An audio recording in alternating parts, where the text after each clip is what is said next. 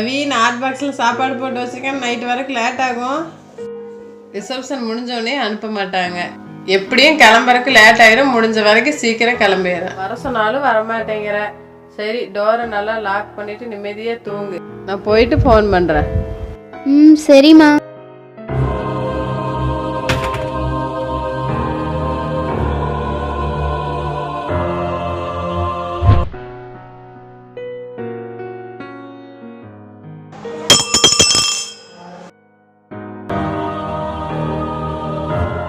என்ன இது?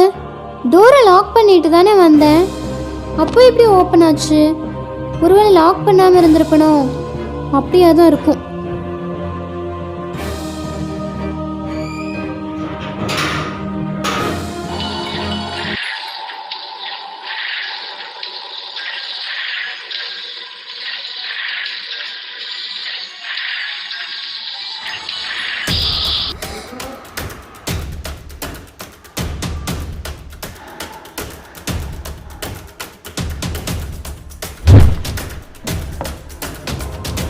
இங்க யாரு இருக்கீங்க? யாரு? யாரும் இல்லையே. ஒருவேளை பிரம்மையா இருக்குமோ? அப்படியாதான் இருக்கும்.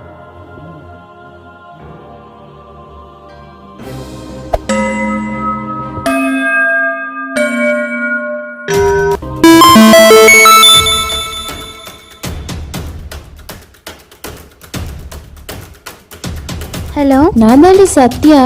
நான் உங்க வீட்டு மாடியில தான் இருக்கேன், வா. வரேன்.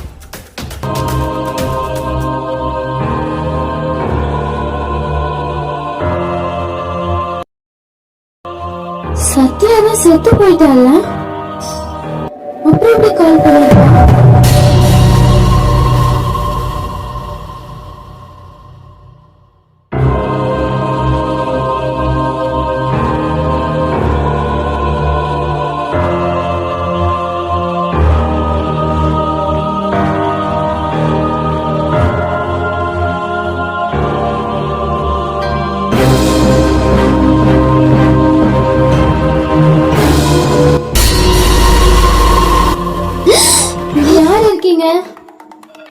யாரு என்ன கூப்பிட்டீங்க?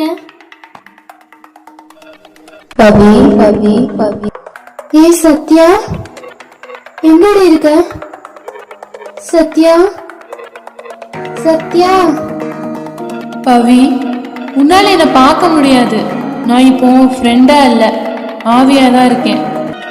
நீயும் நானும் பிரிஞ்சிட்டோம், இதுதான் நிஜம். இதை நீ ஏற்றுக்கிட்டு தான் ஆக்கணும். தனியாக இருக்க பழகிக்கோ. நீ சோகமாக இருக்கிறத என்னால் பார்க்கவே முடியல. என்ன நினச்சி நீ வருத்தப்படாத, நான் எப்பயும் உன் கூடவே தான் இருப்பேன். நான் செத்து போயிட்டா நம்மளுடைய ஃப்ரெண்ட்ஷிப் அழிஞ்சிருமா? நட்பு என்றைக்குமே அழியாதுடி, காலம் ஃபுல்லாக நினச்சி நிற்கும். நீ சோகமாக இருந்தால் மட்டும் செத்து போனா திரும்பி வந்துடுவேனா? வர முடியாது. நீ லைஃப்பை நல்லபடியாக யூஸ் பண்ணிக்கோ. நீ சந்தோஷமாக இருந்தால் தான் என்னுடைய ஆன்மா சாந்தி அடையும். சத்யா சத்யா.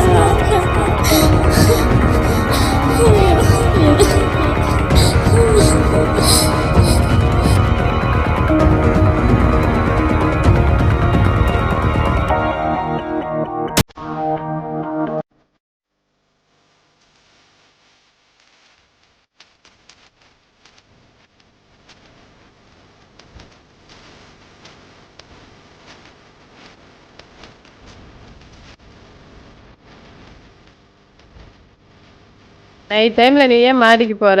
அங்கே ஏன் கீழே விழுந்து கிடந்த? எதையாவது பார்த்து பயந்துட்டியா? ஒன்றும் இல்லைம்மா.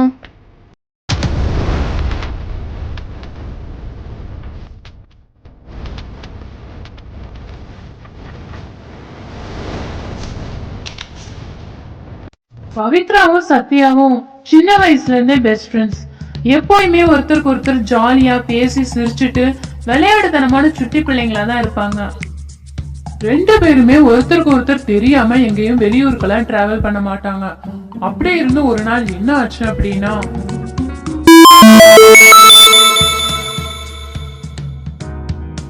ஹலோ சத்யா, எங்கடி இருக்க? ஃபோனும் அட்டன் பண்ண மாட்டேங்கிற, வீட்டுக்கும் வரல, என்ன ஆச்சு? ஏன் ஃபோன் அட்டன் பண்ணல? ஏய், நான் பெங்களூர் போயிட்டு இருக்கேன்டி. நைட்டே கிளம்பிட்டேன். இன்டர்வியூ இருக்கு, உடனே கிளம்பி வாங்க அப்படின்னு சொல்லி கால் பண்ணாங்க. உனக்கு காண்டாக்ட் பண்ணி சொல்லலான்னு பார்த்தா என்கிட்ட பேலன்ஸ் இல்லை. சரி என்ன பண்ண, காலையில சொல்லிக்கலாம் அப்படின்ட்டு உடனே கிளம்பி வந்துட்டேன். சாரிடி. போடி, சொல்லியிருக்கலாம்ல, நானும் வந்திருப்பேன்ல. சரி பார்த்து போ, என்ன போயிட்டு ஃபோன் பண்ணும். ஓகேடி, பாய் பாய். சத்யா இன்டர்வியூ அட்டென்ட் பண்ணணும் அப்படிங்கிற ஒரு அர்ஜென்ட்ல வேகமா கார் டிரைவ் பண்ணிட்டு போனான். போன வேகத்துல கார் ஆக்சிடென்ட் ஆயிடுச்சு. சத்யாவை ஆம்புலன்ஸ்ல ஏத்தி கூப்பிட்டு போனாங்க. அப்படி கூப்பிட்டு போயும் அவளை காப்பாற்ற முடியல, அவ இறந்துட்டா. சத்யா, நான் சந்தோஷமா இருந்தாதான் உனக்கு பிடிக்கும்னா நான் சந்தோஷமா தான் இருக்கேன். உன்னுடைய அப்பா அம்மாவை நான் நல்லபடியா பார்த்துக்கிறேன். நீ எந்த குறையும் இல்லாம நிம்மதியா இருந்தாதான் உன்னுடைய ஆன்மா நல்லபடியா சாந்தி அடையும்.